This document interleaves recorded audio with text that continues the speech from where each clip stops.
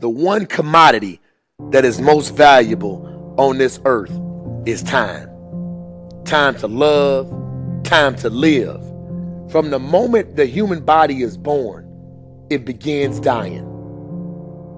I don't think you quite caught that. Let me say it again. From the moment the human body is born, it begins dying.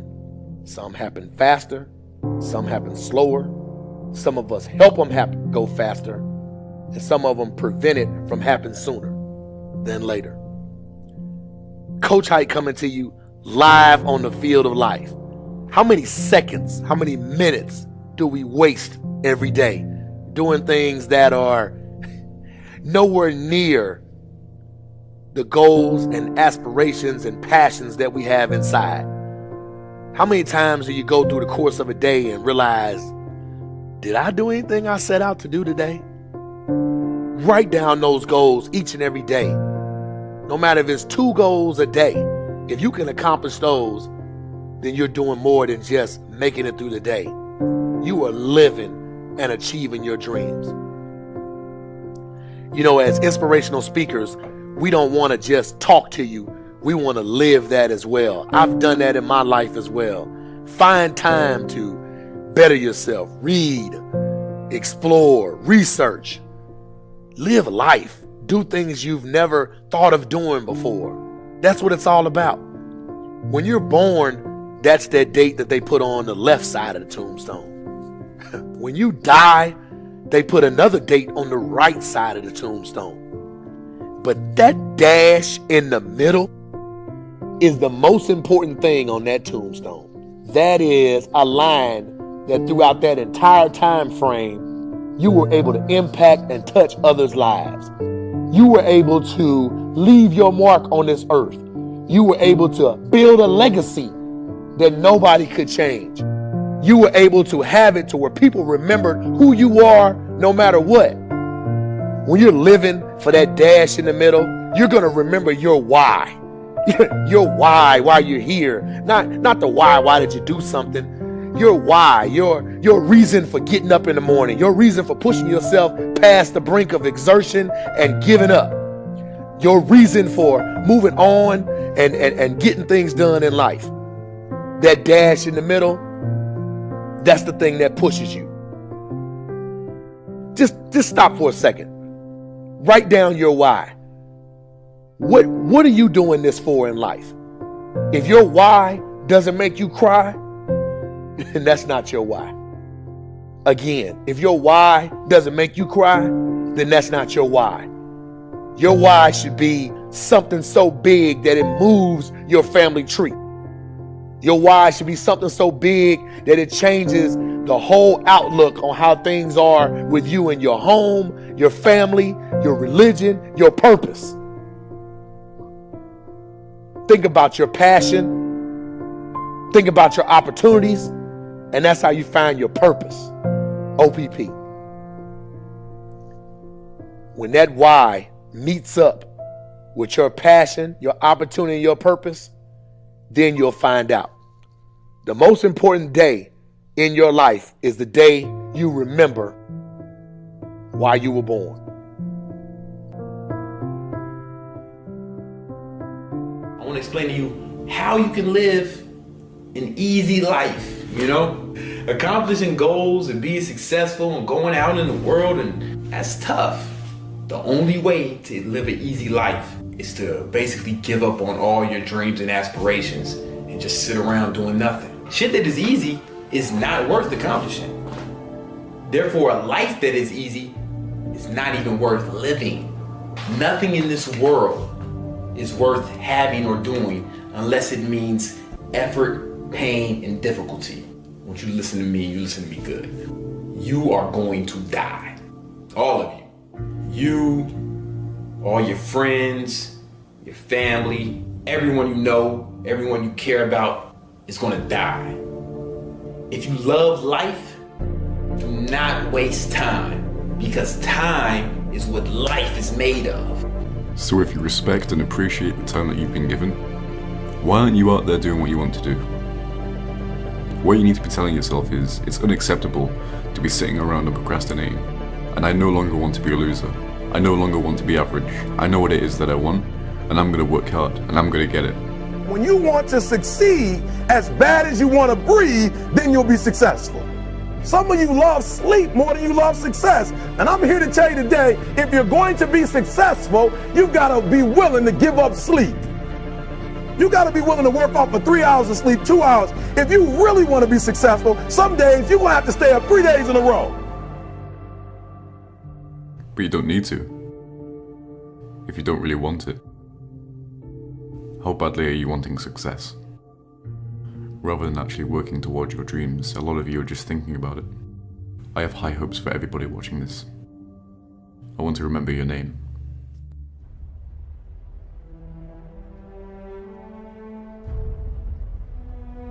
It is not the things we do in life that we regret on our deathbed. It is the things we do not. Because I assure you, I've done a lot of really stupid things. None of them bother me. All the mistakes and all the dopey things and all the times I was embarrassed, they don't matter. Find your passion, and in my experience, no matter what you do at work or what you do in official settings, that passion will be grounded in people, and it will be grounded in the relationships you have with people and what they think of you when your time comes.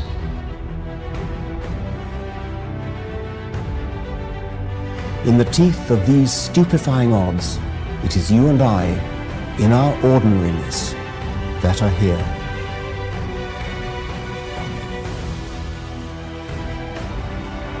But one thing I can tell you, I do every single day of my life is I try to find somebody else to change their life.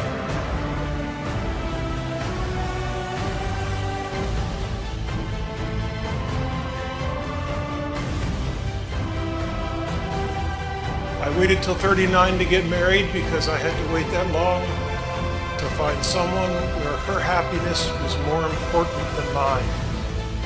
And if nothing else, I hope that all of you can find that kind of passion and that kind of love in your life.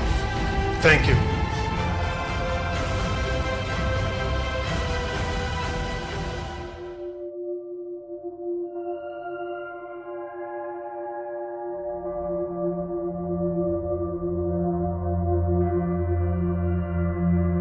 A journey of 1,000 miles begins with a single step. It's from an old Chinese proverb. Most people have heard it or have come across it at some point. And the meaning's pretty straightforward, right? It advocates having the courage to take that step towards a goal. And that's huge. You're making that decision to move forward towards something you want. But it's what happens immediately following that first step that I'm interested in. What happens when the journey's begun? And it's you and your goal, and all of a sudden you realize how long that road ahead really is. This is a turning point for a lot of people. And those who can succeed are able to take their daunting, intimidating goal or journey and see it for what it really is. Just a bunch of small, manageable tasks strung together. When you look at why people quit, a lot of the time it's because they were overwhelmed by their goals and ambitions. Let's say you have, this wonderful plan in your head to climb a mountain. You're thinking about that feeling of being on top, looking down with pride. Every time you think about it, your heart starts racing. So you pack your stuff, you make your way down to the base of the mountain, and then you look up. Different ball game, right? Now the entire mountain's in front of you, and you realize that that's no small feat. That is when people walk away. When they aren't able to see a challenge as a sum of tiny steps, they see it as a crazy, impossible task. It's like saying you want to be the next Tom Brady or Kobe Bryant. It's a tall mountain to climb. It's like trying to hit a target from a mile away. But if you can identify and map out what you need to conquer in order to become a better basketball player or football player and begin taking those small steps, improving every day, that makes dreams real. That's what gives goals life. The ability to see your objective not as a marathon, but as a series of little 400-meter stretches. Stepping stones. You know what your objective is today, tomorrow, the end of the week, and the end of the year. And completing them day by day, these little victories, that's what gives your dream life. It's what gives you momentum. You feel good about the process. And by the way, when things blow up in your face, which happens every so often on this little place we call Earth, you'll have that foundation and that sense of accomplishment to stay focused, because your approach is tangible and it's realistic. This applies with everything. Losing a job, a breakup, failing a test. These things are monumental if you allow them to be. You know, they can turn into that unclimbable mountain. Or they can roadmap a new path for you. And if you define what you want, you define success and begin stepping towards it 1 hour, 1 day at a time, you'll get where you want to be quicker than you thought. What changes our whole life is action. Why don't we take action? Fear. What do we got to do to get ourselves to do it? We got to make sure that we push ourselves through it by making a decision. The point in which change happens is a decision. Every change in your life that you want will come from something simple, a decision. People go, what does it take to change? Decide. If I persist, if I continue to try, if I continue to charge forward, I will succeed. I will persist until I succeed. I was not delivered unto this world in defeat, nor does failure course in my veins. I am not a sheep waiting to be prodded by my shepherd. I am a lion, and I refuse to talk, to walk, to sleep with the sheep. Don't be a follower, be a student. Take advice, but not orders. Take information, but don't let somebody, order your life. Not to do what someone else says. Take what someone else says, process it, think about it, ponder it. If it makes you wonder, if it makes you think, then it's valuable. Then when you go take action, make sure that the action is not what somebody told you to do. Make sure the action is the product of your own conclusion. But I'm exactly where I wanted to be because I realized I got to commit my very being to this thing. I gotta breathe it, I gotta eat it, I gotta sleep it. And until you get there, you'll never be successful in life. But once you get there, I guarantee you, the world is yours. Stay out of the clutches of mediocrity. Invent yourself, and then reinvent yourself. Change your tone and shape so often that they can never categorize you. Reinvigorate yourself and accept what is. Be self-taught and reinvent your life because you must. It is your life, and its history and the present belong only to you. People that will try and take your energy and positive vibes away are only here to make you stronger, not weaker. So you must understand this. You have the power to allow others to control you or not. Everybody that comes in and out your life is put in place for a reason. If this world was just a totally happy place with no struggle, then you wouldn't learn how to gain strength, gain the courage, learn from your mistakes, and to thrive through pain.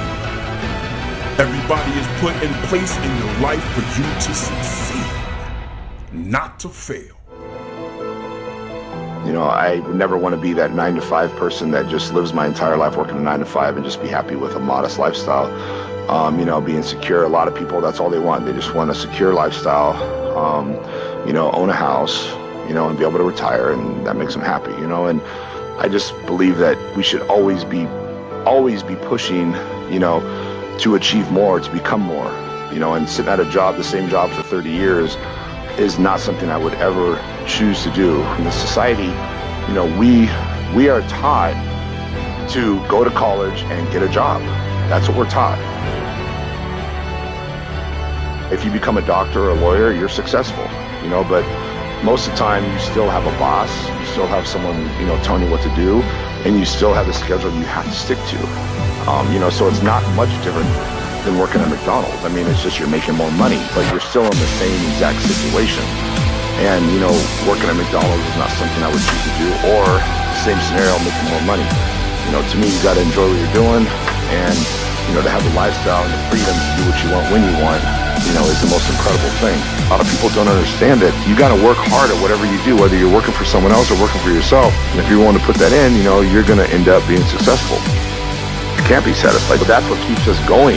When you become content, then life's over. And the mentality is what's going to make things happen. Is having that mentality to never give up, keep pushing forward, and trying to accomplish your goals, and hopefully you have more goals. Constantly trying to move on to bigger and better things and trying to improve ourselves in every area. You really have to believe what you're doing is working. It's very important to believe. You have to believe to achieve. If you're doing something, you're not 100% confident in what you're doing, you're going to fail. Someone who is doing something maybe not 100% correctly, but they truly believe in their mind that they're doing the best they could possibly do, and they believe what they're doing is the best possible scenario, I think they're going to have a lot more success than someone that is doing it 100% right, but aren't positive in what they're doing. The mind is the most powerful tool we have, and in order to be a winner, you have to lose. That's how you learn. One day I may is telling me you better get out there and start busting your ass. Going forward and never stop. Don't miss a day. One day miss is the day you can't get back. Always look at the positive. The glass is always half full. If you think positive and you look at the positive, you're only going to continue to get better. And it's being positive in every area is the secret. It's the secret to life. If you're negative about anything, you're going to fail, no matter what it is. You're not happy. You want to be better. But that's what you want in every aspect of life. You want to better yourself in every way possible.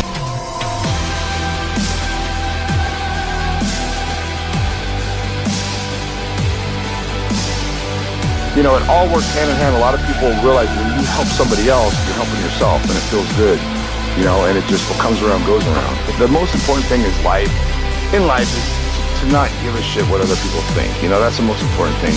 And to have that kind of an attitude or mentality is rare. People are always concerned about what other people think. Always, no matter who they are. It really doesn't matter what other people think. It really doesn't matter. If you can have that kind of mentality, you'll get so much further and be so much happier in life. People don't like to think, they like to ask. They don't like to think, and they don't have enough confidence in their decisions that they make on their own. When they get advice from someone else, it gives them more confidence to believe that that's going to work. We should always be trying, to be better at every aspect in life. I mean, are you a good husband? Are you a good wife? Are you a good son? Are you a good, whatever it could be. There's a million things in life that we are. I think we should constantly be trying to be better in every area. I kind of like to just, relax, enjoy life. And that's kind of what I do. And being able to not stress and do what I want to do when I want to do it is just a great feeling. Whatever it takes to get you to try harder, read more, set your goals, and go for it. Here's the next attitude disease. Overcaution.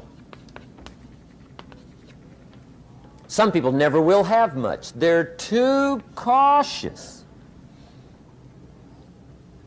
Now, you can also be too reckless, but you can also be too cautious. This is called the timid approach to life. And my caution was always the risk. Risk used to drive me right up the wall. I used to say, what if this happens? It's called the language of the poor. What if this happens? And on top of that, if this was to happen, look at the fix I'd be in. I better not try. I could always ace myself out. Then I'll tell you what changed my whole life when I finally discovered it's all risky. The minute you were born, it got risky. If you think trying is risky, wait till they hand you the bill for not trying.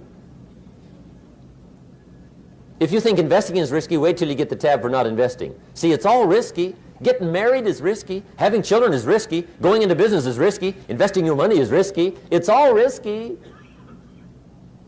I'll tell you how risky life is. You're not going to get out alive. That's risky. The Englishman says, well, if that's the way it's going to work out, let's give it a go. Right, that's what it's for. Give it a go. Somebody says, yeah, but I'm looking for safety and security. Fine, then huddle in a corner. We'll cover you with a sheet, bring you 3 meals a day. And we'll protect you, feed you, look after you, care for you. We won't let anything happen to you, and you'll probably live to be 100.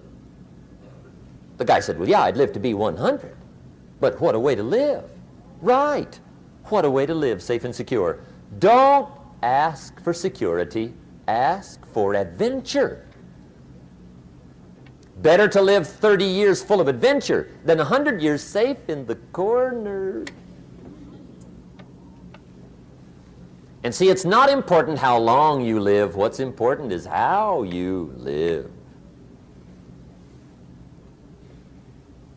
Here's the next attitude disease. We're almost through with this motley list. In fact, we're almost through. Hang on. The next one is pessimism. Pessimism, the deadly disease of always looking on the bad side, the problem side, the difficult side, checking all the reasons why it can't be done. The poor pessimist leads an ugly life. He doesn't try to figure out what's right. He tries to figure out what's wrong. He doesn't look for virtue. He looks for faults. And when he finds them, he's delighted. How ugly. This is the poor guy who looks through the window, doesn't see the sunset. He sees the specks on the window.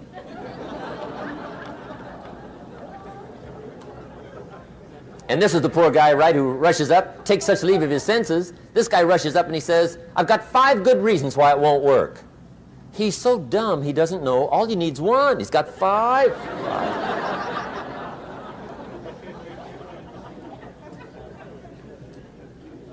To the pessimist, the glass is always half empty. To the optimist, the glass is half full. Why would the same measure affect people 2 different ways? Answer, it all depends on how you look at it. Our lives are mostly affected by the way we think things are, not the way they are. The way we think they are affects us most. There's a subject we don't have time to get into tonight called better thinking habits.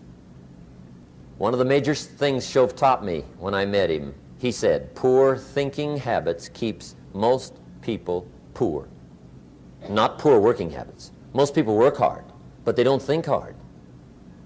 And Shove taught me that the mind is like a factory, a mental factory. And whatever you think about all day long pours ingredients into this mental factory. And that's what builds the economic, social, financial fabric of your life. He quoted me a Bible phrase that says, as you think, so you become. How awesome. When he talked about poor thinking habits, he had me. I used to start the day reading the morning newspaper. I mean, you can believe that or not. I'd get a cup of coffee and read the paper. I'd load up on wars and riots and murders and stabbings and killings and bank robberies and muggings and car wrecks and tragedies. I'd even read the back pages. I seem to like that stuff for some weird reason. I'd load up on all that, and then I'd start the day. You can imagine the kind of days I used to have. You walk around on your financial knees. They call you economic peewee.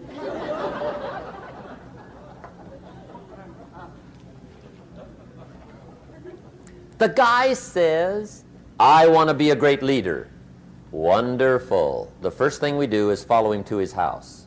When we get there, we walk in and check his library, number 1.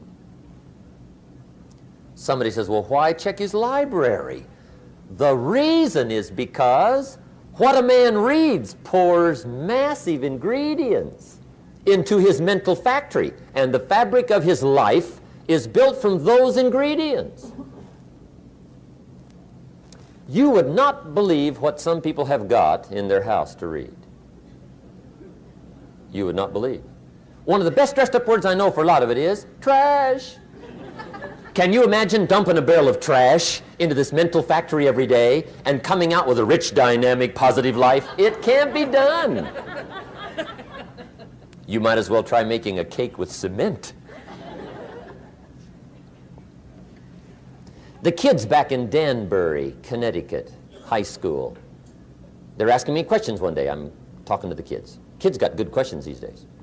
One of them said to me, Mr. Rohn, how do you build the good life? I said, it's simple. It's not easy, but it's simple. Here's how you build anything. Select the right ingredients, keep out the wrong ingredients, and it starts with thought. Everything starts with thought. So you must be wise and careful what you think about, because that starts everything.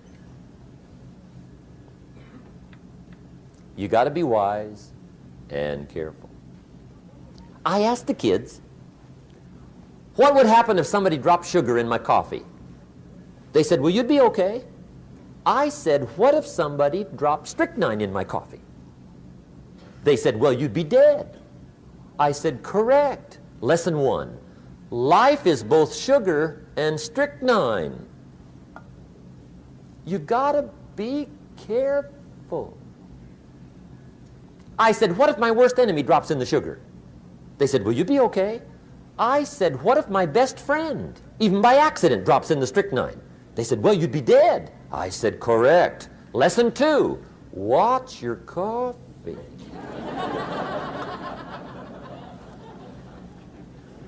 You got to be careful. See, it doesn't matter who hands you the bad stuff.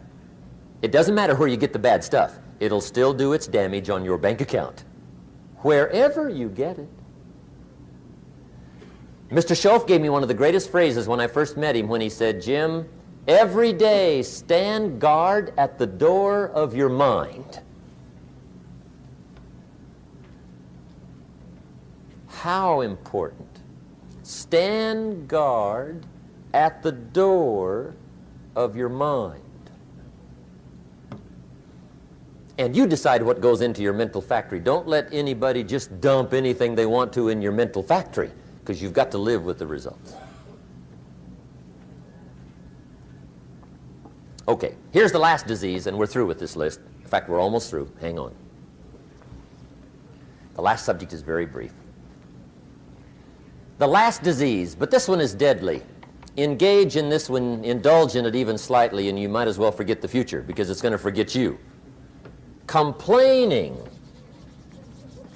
crying, whining, griping, a Bible word called murmuring. See, that'll ace your future. Spend 5 minutes complaining, and you have wasted 5. And you may have begun what's known as economic cancer of the bone.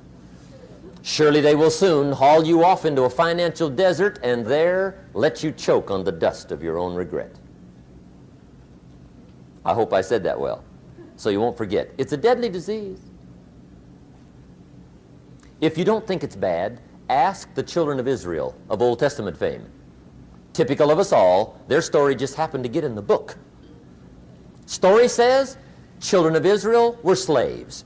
God performed a series of dazzling miracles and got them out.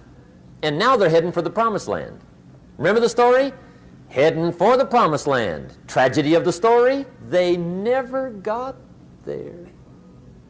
Reason. From day one, they started to complain. They griped about the water. They griped about the weather. They whined and cried and griped about the food. They griped about the leadership.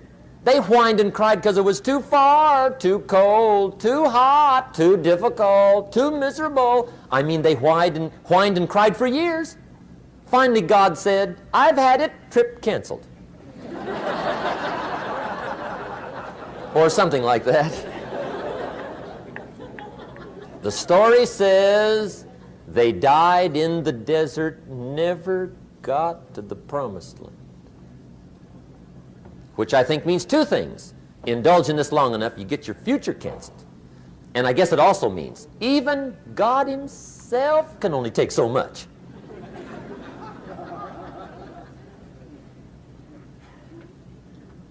Okay.